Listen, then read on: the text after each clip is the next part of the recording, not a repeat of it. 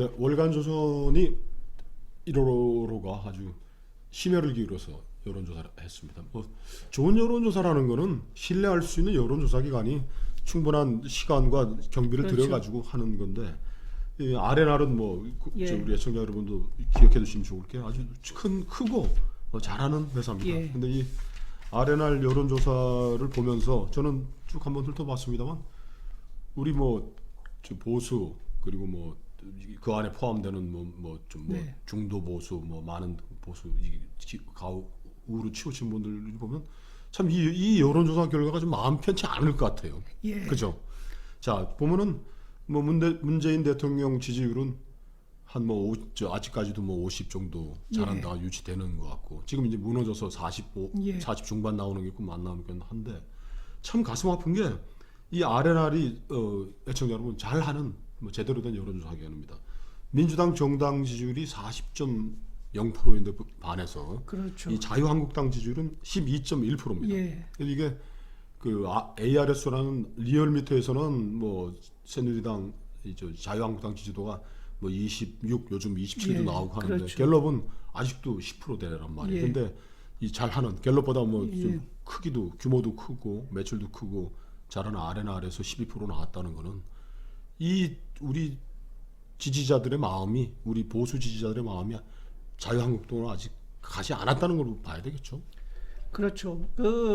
저 이따가 이제 자세히 설명을 드리겠습니다만 저희가 뭐 경제에 대한 전망이라든지 혹은 또 북한에 대한 생각, 미국에 대한 생각 이런 걸 물어봤습니다. 복지에 대한 생각. 근데 딱 이걸 받아봤을 적의 느낌이 그런 겁니다. 왜냐하면 경제에 대한 생각, 외교, 북한, 안보 이런 거에 대한 생각에서 우리 국민들은 기본적으로 아직도 보수적인 생각을 갖고 있어요.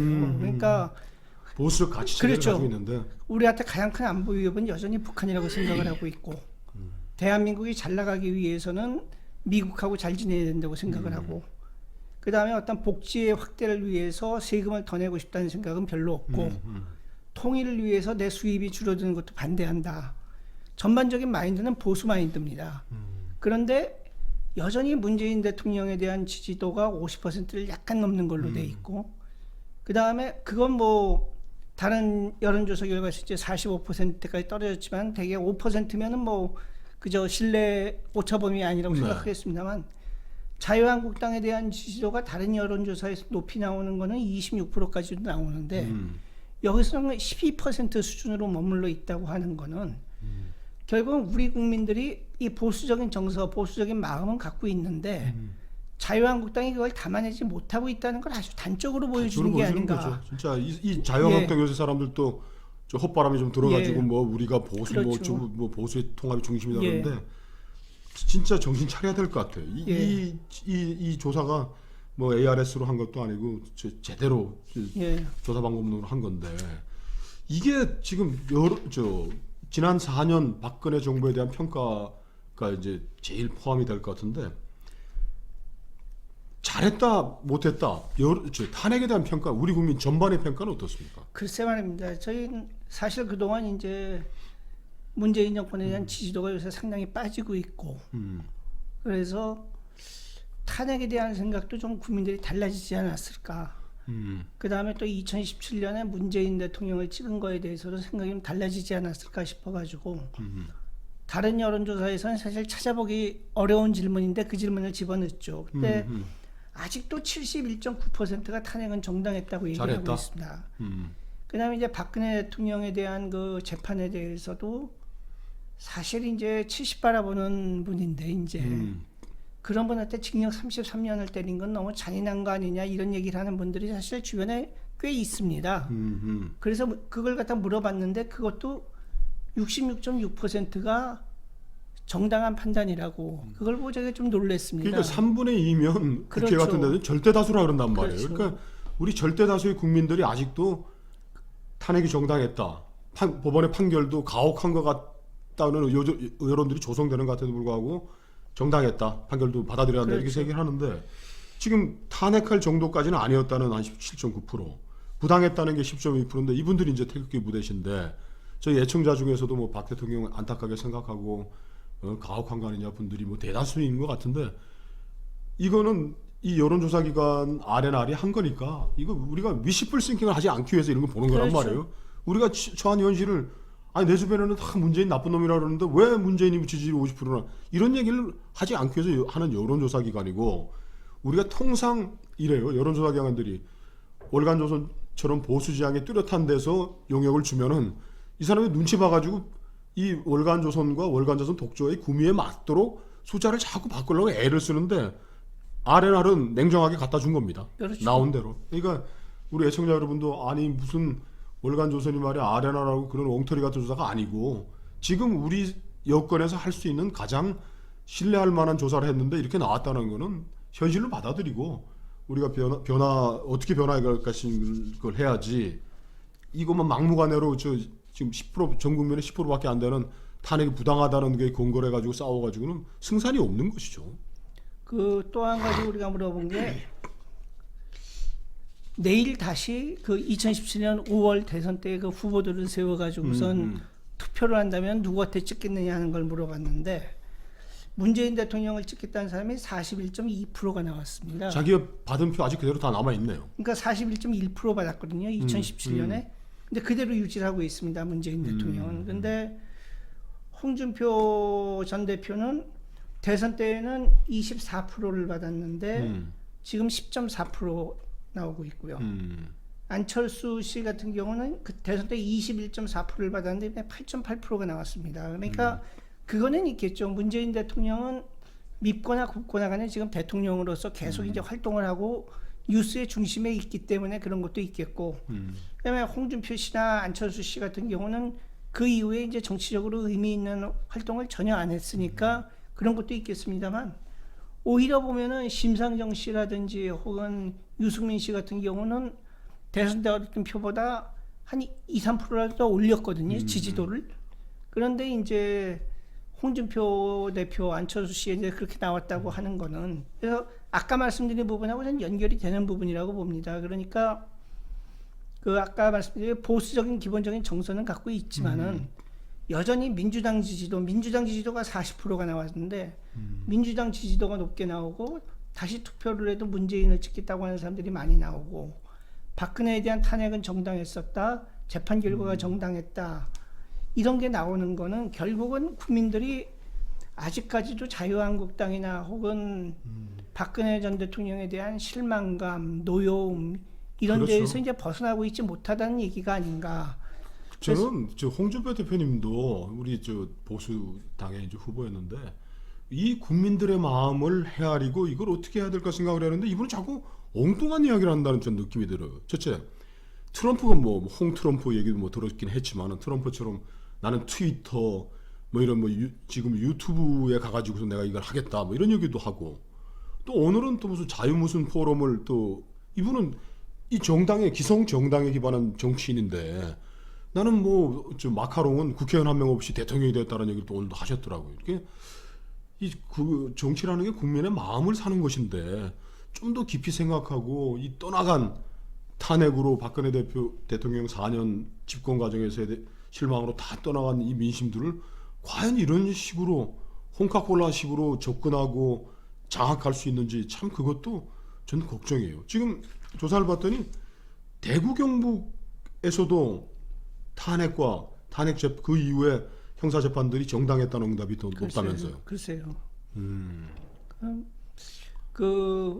뭐 저도 이제 나름 보수라고 하는 사람으로서 물론 언론인이 어떤 뭐 입장을 갖다 분명하게 취하는 게 뭐 남들 보기에 어떨지 모르겠습니다만 저는 나름 이제 그래도 우리 사회에서 보수라는 쪽 입장에 있었고 그런 쪽 목소리를 상당히 대변하는 쪽에 있었다고 자부를 합니다만은, 이번 여론조사 결과를 보면서 저도 솔직히 말하면 이제 좀 이런 결과가 좀 다르게 나오지 않았을까 하는 기대를 갖고서는 설문을 만든 게 있습니다. 근데 그럼에도 불구하고 이렇게 나온 거는 저는 현실에 대한 냉정한 판단을 갖다가 해야지 그걸 바탕으로 해서 앞으로 또 현재의 문제에 대한 어떤 해법이 나오고 앞으로의 어떤 투쟁 방안이 나오는 건데, 그래서 그 부분에 대해서는 싫건 좋건 좀 냉정하게 보고 그걸 바탕으로 앞으로 무엇을 할 것인가를 갖다가 생각해야 되지 그래요. 않겠나.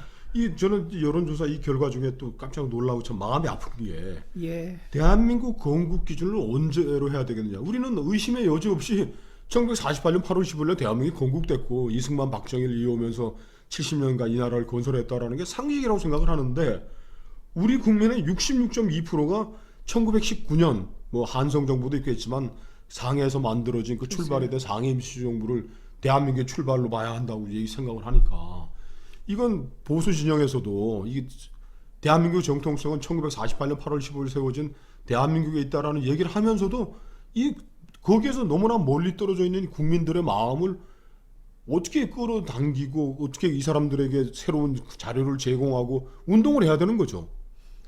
우선 이제 역사 해석에 대한 인식이 이제 사람마다 다를 수는 있겠습니다만은 뭐 조금 이제 역사를 보는 또 국제법이라든지 이런 걸 보는 눈들이 이제 시각이 부족한 측면도 있겠습니다만은 전 다른 한편에 그런 생각도 듭니다. 말하자면 이 문제 역시 문재인 정부가 제일 강조했던 거 아닙니까? 그래서 저는 그 문제가 단순히 역사 문제만은 아니고 어떤 문재인 정부를 어떻게 볼 것인가 또 이제 박근혜라든지 보수 세력을 어떻게 볼 것인가 하는 그 시각의 연장선상에서 좀 이런 대답이 나온 게 아닌가 그런 생각도 좀 들고요. 그러니까 정권 교체라는 게 단순히 무슨 정부 행정부가 바뀌는 게 아니고 총체적인 가치와 권력 투쟁인 거예요, 그죠? 이 정권이 바뀜으로 해고 사람들은 이 정부가 주도하고 있는 뭐 무슨 가치 논쟁, 그 다음에 이 정부가 끌어가고 있는 관변 언론들이 주장하는 거예요. 끌려갈 수밖에 없는 거예요.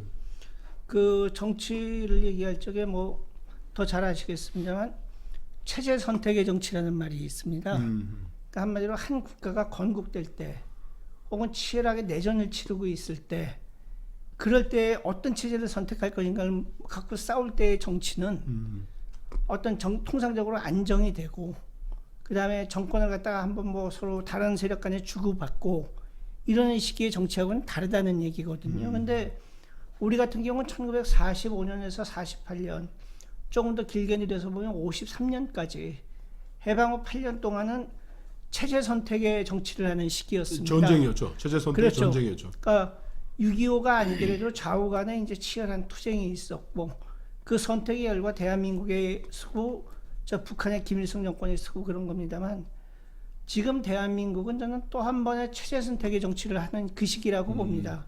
그래서 좀 냉정하게 볼게 저는 이번에 뭐 문재인 정부가 한 5년 하다가 안 되면은 국민들이 다음번에 또 다른 정당을 선택하면 될 것이냐.